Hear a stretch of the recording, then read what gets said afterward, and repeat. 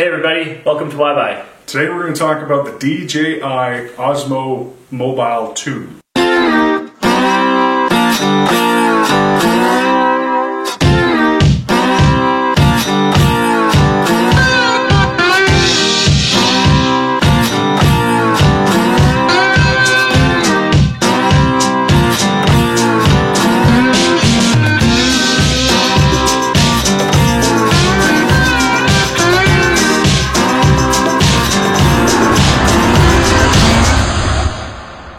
Very cool. Super cool.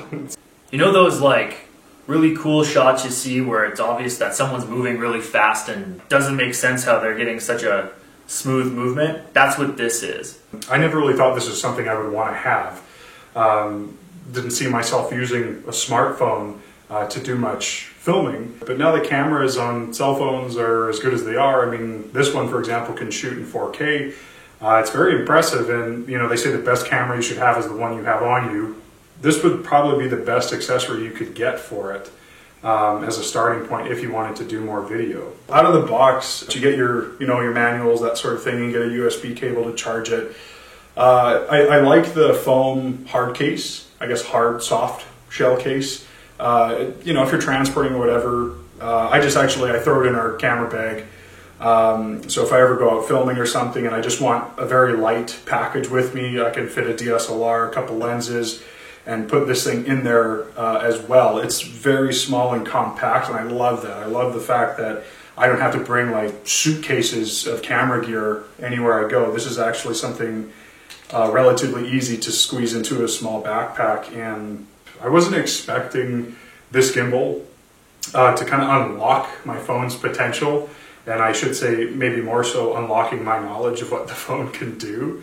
So what I mean by that is, the ability to kind of switch back and forth between different resolutions. So if you want something really crisp and clear, that 4K push on this phone while you're filming, you really get some nice shots. But if you don't want to take up a lot of memory on your phone, because it does take up a lot of space to film in 4K, you can switch, between 1080 or 720 and different frame rates too, which I thought was pretty cool. If you're doing a lot of action sequences or you're trying to get something that's, fast moving, you might want to crank it up to 60 frames per second so that, if you're doing editing or anything like that, you can slow it right down or speed it up. It'll just look smoother. Or if your, subjects is talking, they're doing a lot of that. It's nice to shoot in 30 frames per second.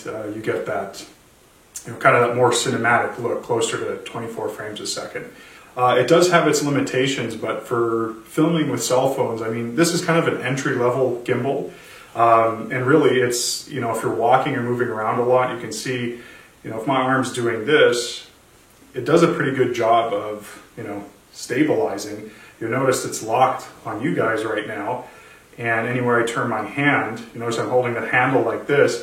If I were to just double tap the end, it actually turns the camera around and faces whichever direction the pistol grip is facing. So, I point it back at you guys, double tap the M, and boom. So, yeah, I think it's very intuitive. It didn't take me long to pick up how to actually use this and have fun with it. If your phone has a case on it and it's really bulky, you might have a hard time squeezing it in here.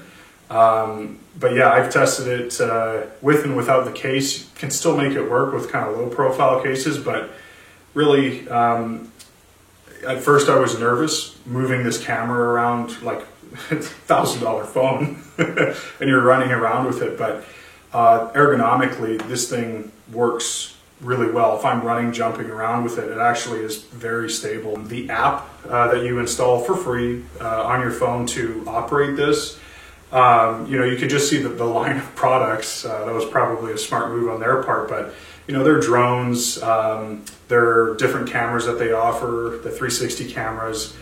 They really put a lot of hard work into making this easy to use, very intuitive, and I didn't really like the fact that for storage of all the footage that you take with this, it actually stores in the app. So you have to then export all of the files from the app onto your phone to then transfer them onto your computer, which is kind of a pain in the butt. but that's really a small gripe. I mean, ultimately you're getting a really good product for a low price. And it makes it fun. I think more and more people are going to want video, and you know, if you plan to film, you know, whether you're at a barbecue with family or going out snowboarding on a trip or whatever, yeah, it's definitely a fun gadget to have in your arsenal. So my favorite thing about this is the tracking feature. When I'm filming, it's hard to walk backwards filming somebody. I can hold it over my shoulder and walk in a straight line, and with the tracking feature on it, it's going to stay on the subject behind me. I can move it up, down, left, right. It's going to stay on it as long as it's kind of over my shoulder and pointed back at them. It's going to track them. I don't have to worry about them staying center of frame. And plus, it's going to be very, very smooth footage. It's, you know, it's super lightweight. The fact that you could hook it up to a tripod is pretty cool. Has a little, you know, threaded feature on the bottom. So my favorite thing about the gimbal is the fact that you can get really, really low to the ground shots.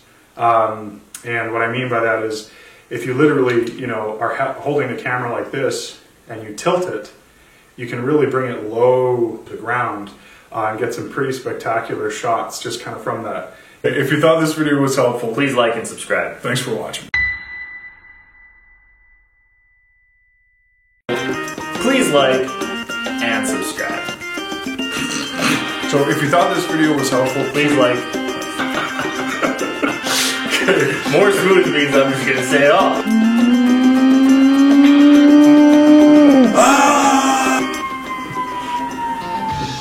They're on to me. I would have figured with these things spinning and trying to compensate all the time, you'd hear this like, because that's what gimbal motors sound like. That's exactly actually. It's a gumbo. Gumbo. Gumbo. Gumbo. It's gumbo. I think we got it there.